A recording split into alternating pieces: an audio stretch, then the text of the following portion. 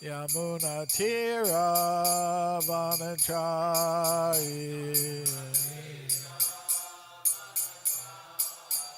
Jaya Radha Madhava Kunja Vihari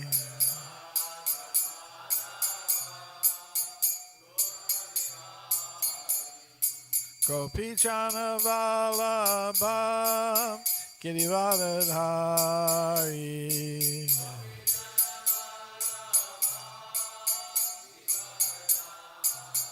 Sodanandana Vrajajana Ranjana Yamuna Tira Vanachari Jaya Radha Madhava Kunja Vihari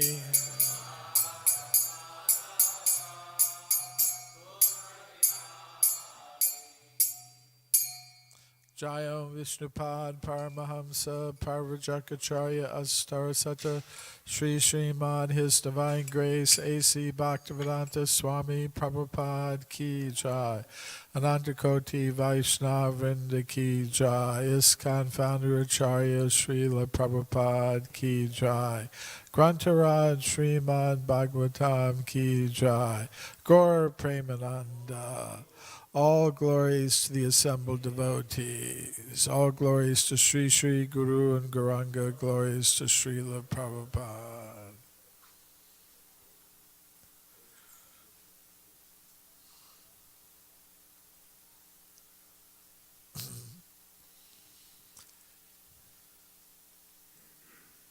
Om Namo Bhagavate Vasudevaya.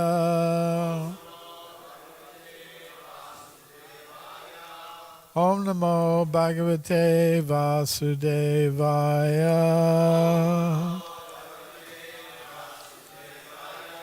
Om Namo Bhagavate Vasudevaya.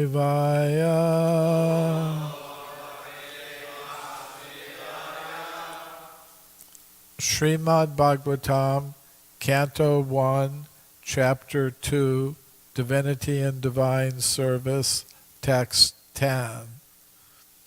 Kamasya Nendriya Pratir Labho Jiveta Yavata Jivasya Tattva Jigyasa Narto Yash Cheha Karma Bihi Kamasya Nindriya Pritir Labho Jiveta Yavata Jivasya Tattva Jigyasa Narto Yas Cheha Karma Bihi Kamasya Nindriya Pritir Labho Jiveta Yavata Jivasya Tattva Jigyasa Narto Yas Cheha Karma Bihi Kamasya Nindriya Pritir Labho Jiveta Yavata Jivasya Tattva Jigyasa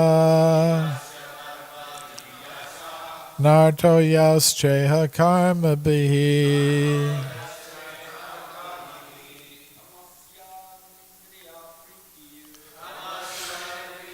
Pritir Labho Jiveta Yavata Jivasya Tattva Jigyasa Yaseta Karma Bihi Ya Pritir Labo jiveta yavata. Yasya tattva jigyasa. Yaschaya karma bhi. Masya nindriya pritir. Ojiveta yavata. Yasya tattva jigyasa. Yaschaya karma bhi. Yanindriya pritir. Ojiveta yavata. Jigyasa. Yasya karma bhi. Vaishnavis. Kamasya nindriya pritir. Babo jiveta yavata. Asya tattva jigyasa. Ato yaschaya karma bhi. Kamasya nindriya pritir. Labo jiveta yavata. Yasya tattva jigyasa. Labo jiveta karma bhi. Kamasya, of desires. Na, not. Indriya, senses. Pritihi, satisfaction. Labhaha, gain. Jiveta, self-preservation.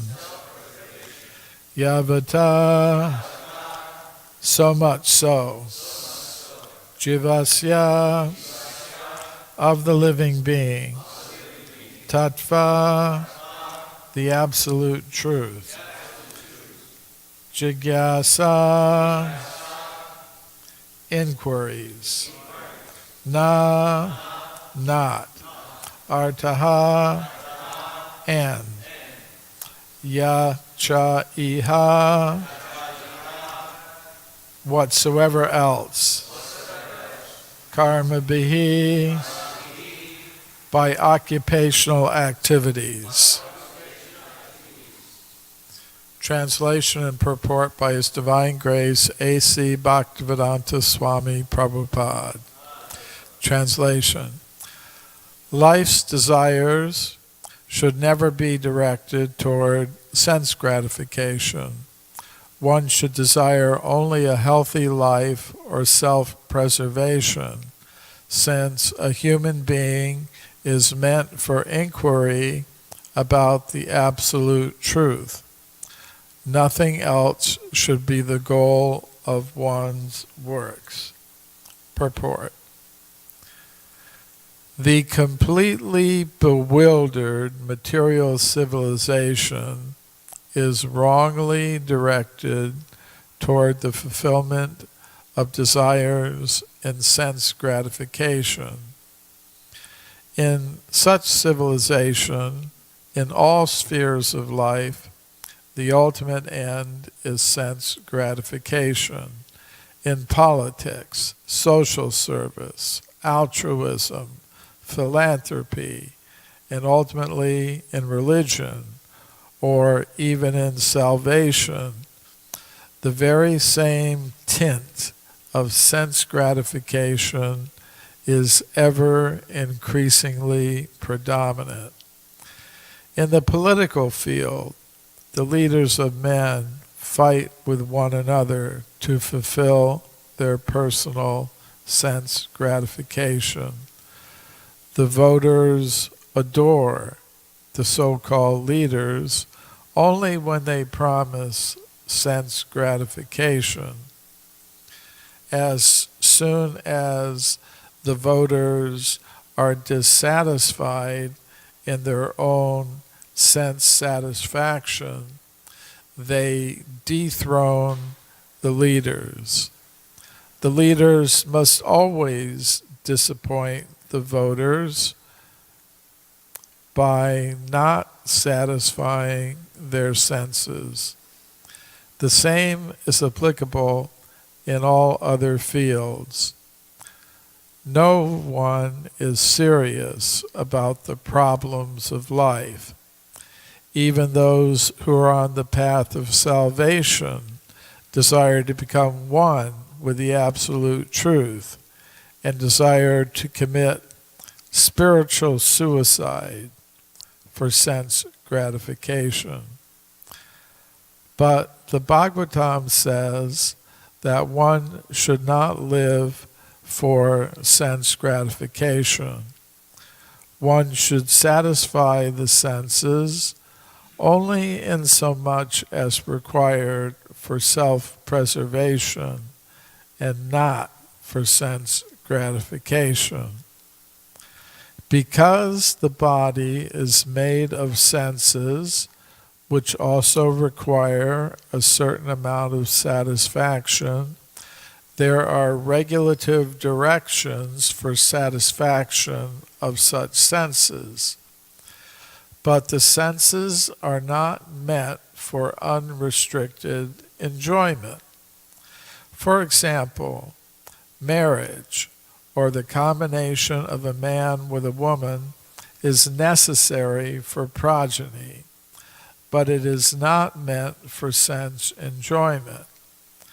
In the absence of voluntary restraint, there is propaganda for family planning, but foolish men do not know that family planning is automatically executed as soon as there is search after the absolute truth.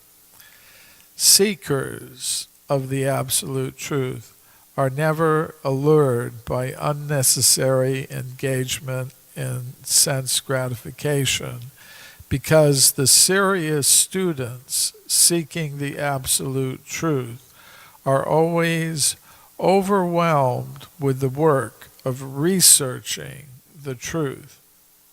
In every sphere of life, therefore, the ultimate end must be seeking after the absolute truth. And that sort of engagement will make one happy, because he will be less engaged in varieties of sense gratification. And what that absolute truth is explained as follows. Om Jnana Timirandasya Gyananjana Shalakaya Chakshur Militam Yena Tasmai Shri Gurave Namaha. Shri Krishna Chaitanya Prabhu Nityananda Shri Advaita Gadadhar Shri Vasadi Gaur Bhaktivinoda. Hare Krishna, Krishna Krishna, Hare Hare, Hare Rama, Rama Rama, Hare Hare. The verse again, life's desires should never be directed towards sense gratification. One should desire only a healthy life or self-preservation, since a human being is meant for inquiry about the absolute truth. Nothing else should be the goal of one's works. So, in the purport, Srila Prabhupada makes several statements about this topic of controlling the senses and not being overwhelmed by the pursuit of sense gratification.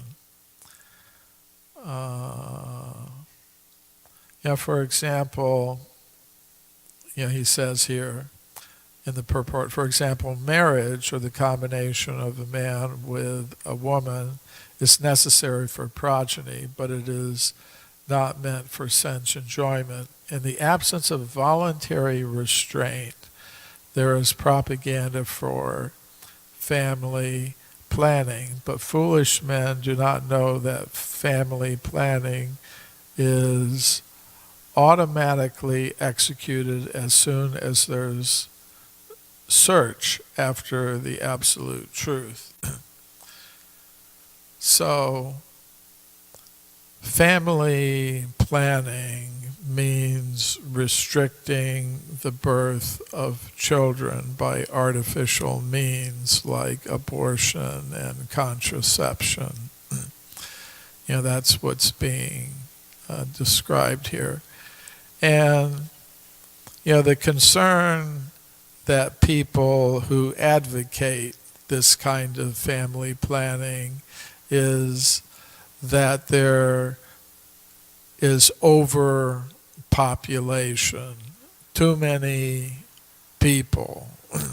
That's their concern. And in the 19th century, there was an economist named Malthus. Srila Prabhupada refers to him several times in his lectures and books. So this economist Malthus was famous for his observation that population increases more rapidly than food production increases. So eventually, he said, and he's very famous for this observation, when the earth becomes overpopulated because of these things, then nature responds to reduce the population by war, famine, disease, and so on. What's really not understood so well is that he said, ideally that shouldn't happen. There shouldn't be any overpopulation like that. So the ideal solution is exactly what Srila Prabhupada says in the purport here: voluntary restraint from sexual activity without vice, he said. And by that he meant without abortion and contraception and all this. Voluntary restraint. I kind of noted down, some things that he said. He said this: illicit sex is very bad. He said, quote, a promiscuous intercourse to such a degree as to prevent the birth of children seems to lower in the most marked manner the dignity of human nature. When a general corruption of morals with regard to sex pervades all classes of society, its effects must necessarily be to poison the springs of domestic happiness, to weaken conjugal and parental affection, and to lessen the united exertion and ardor of parents in the care and education of their children. So he was noticing that the real method of population control should be voluntary restraint.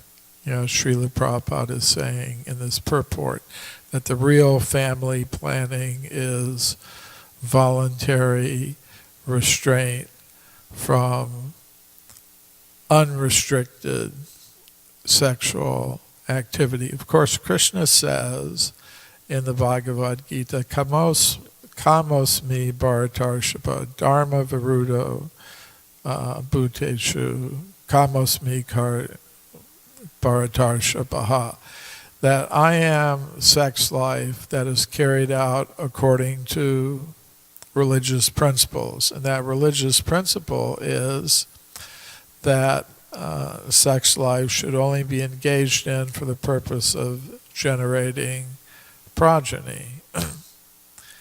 And we find that throughout the Vedic literature. And even this economist Malthus, he noted India in this regard. He was noting that the Vedic literature is very strong on this point of restricting sense gratification. Vedic literatures like the Manu Samhita. And he noted, quote, in almost every part of the ordinance of Manu, sensuality of all kinds is strongly reprobated, and chastity is inculcated as a religious duty. So that's the point that's being made in this verse. Sense gratification should be restricted. Kamasya nendriya pritir. Life's desires should never be directed towards sense gratification. The Srimad Bhagavatam is explaining. So in regards to this family planning, one of the major figures in introducing it early in the 20th century was a lady called Margaret Sanger. She was one of the chief propagandists for this movement, which has now become dominant here in the United States and around the world. But she went to India once, and she said she tried to convince Gandhi to adopt, some system of family planning in India.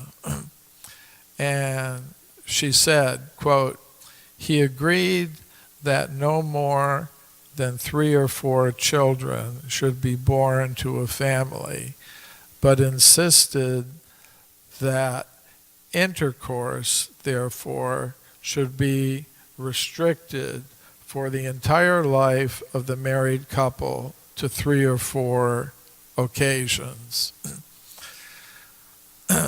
which is basically the standard for those who are trying to advance very seriously in Krishna consciousness, that sex life should be restricted to the generation of progeny, to having children. And aside from that, one should not engage in unrestricted sense gratification. So it's kind of interesting, that Gandhi said that. And Srila Prabhupada sometimes noted that Gandhi, after the age of 35, was celibate, and that he got a great deal of power because of that. He was able to influence people to a very high degree because of that austerity.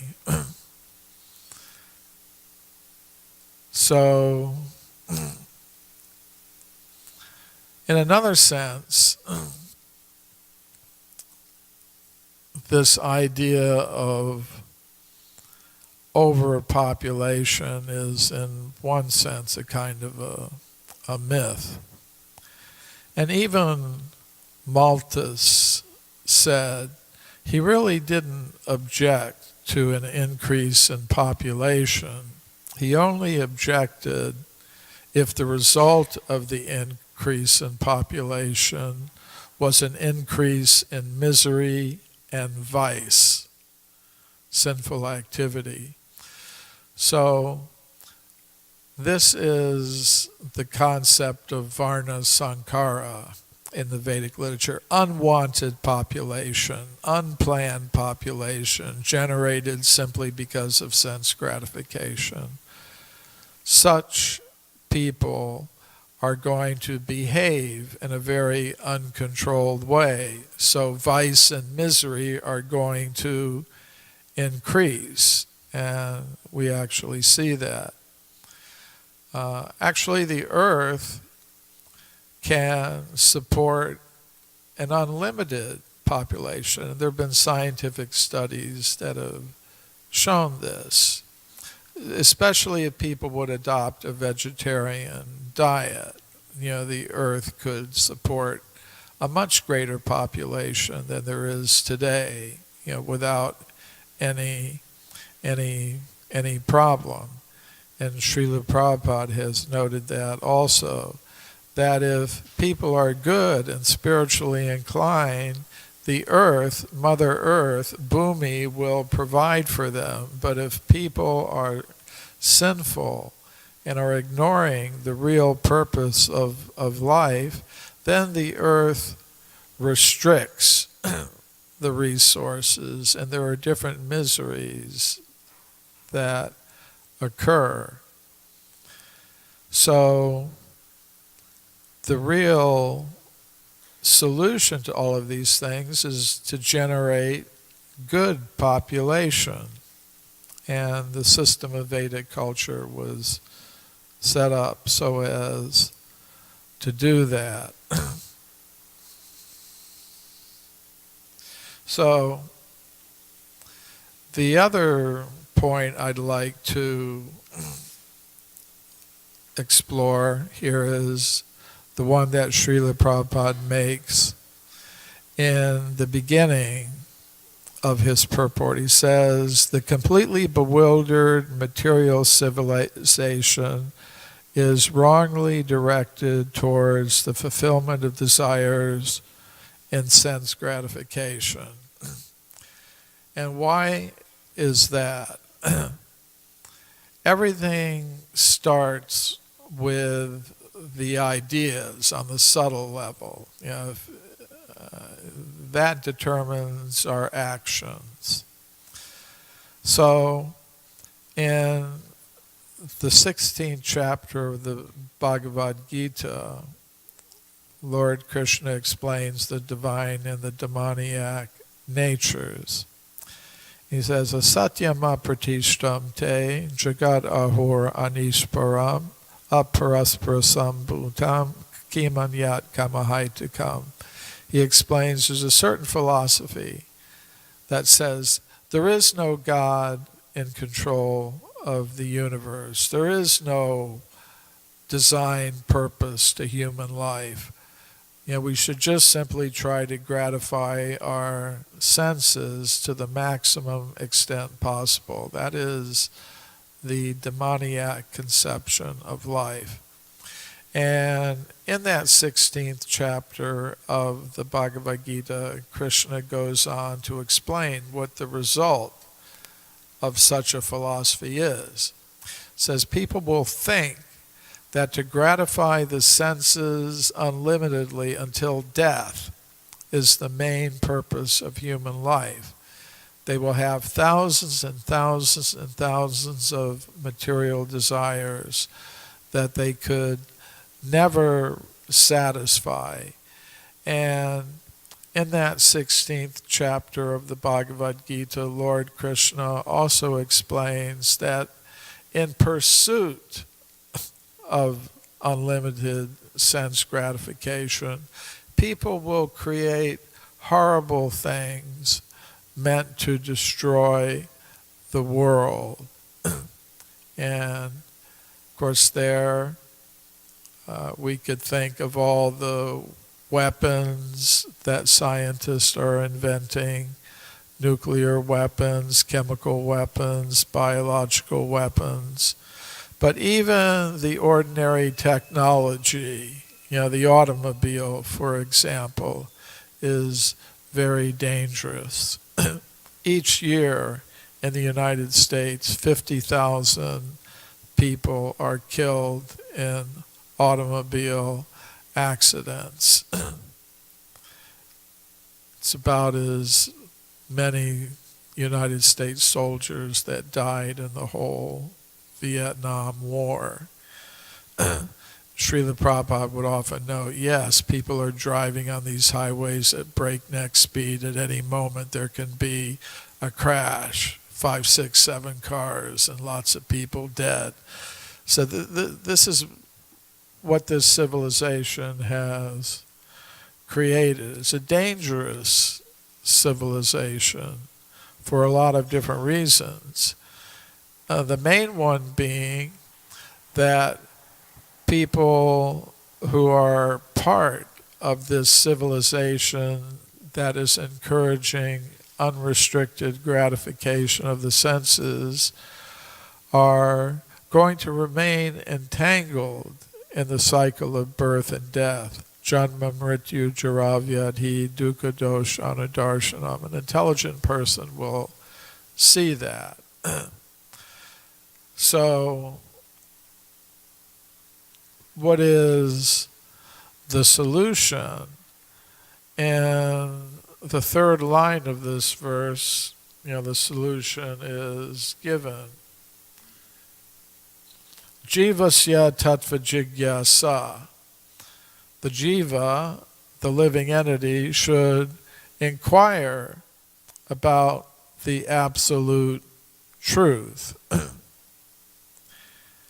Actually, Srila Prabhupada says in the purport here that a real devotee should just be overwhelmed with researching the absolute truth. And not just researching in a theoretical way where you're just paging, but doing the actual experiment. Srila Prabhupada once said that real science means you do the experiment and get the result. That's the actual real science. So sometimes he spoke of the science of Krishna consciousness. So we should daily be theoretically, researching the absolute truth, trying to inform ourselves from Guru, Shastra, and Sadhu what the absolute truth is. But more than that, we should daily be making the experiment in our own lives of practically applying the principles of devotional service. And then we can observe the results as our consciousness transforms. And, that's the actual purpose of human existence, as it's stated in the Vedanta Sutra, Atato Brahma Jigyasa. Now is the time to inquire about the absolute truth. Or, as stated here in this verse, Jivasya Tattva Jigyasa. So, how does one inquire about the absolute truth? Tasmad Gurum Prapadyeta Jigyasu Shreyam Uttamam. The Vedic literature recommends if you're interested in the ultimate goal of life, the Shreya Uttama, if you're interested in inquiring about that, Jigyasu Shreya Uttama, Tasmat Gurum Prapadyeta, you have to surrender to bona fide spiritual master, the bona fide acharya. And in our Krishna consciousness movement, His Divine Grace, A.C. Bhaktivedanta Swami Prabhupada, is the acharya, the founder acharya of our society, and is thus the Shiksha Guru for all of us.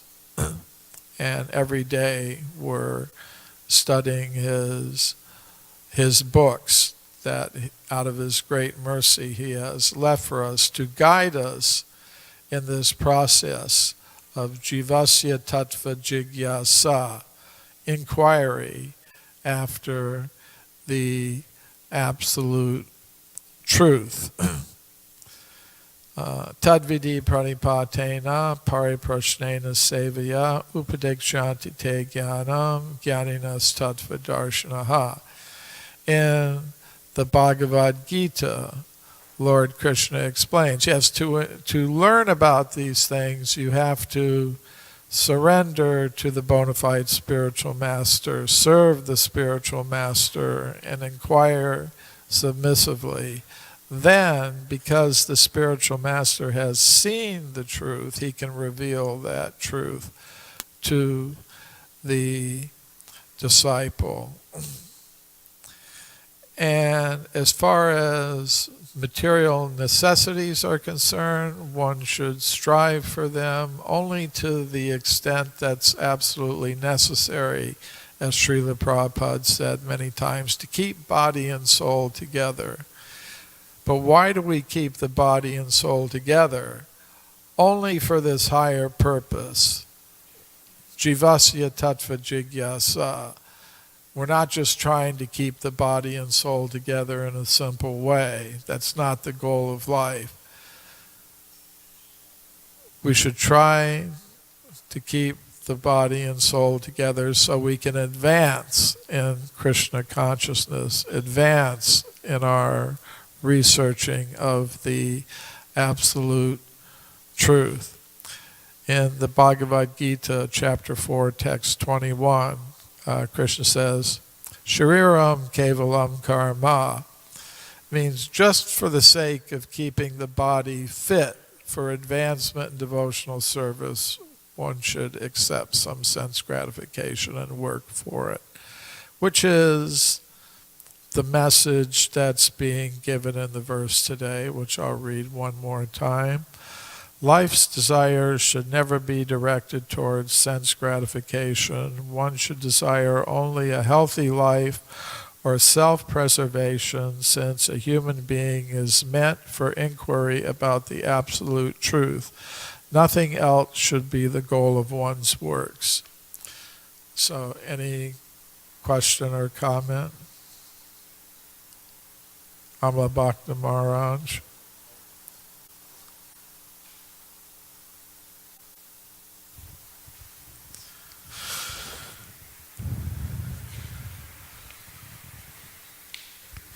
Thank you for a very nice clarification of these various points that have been made in both the translation and the purport.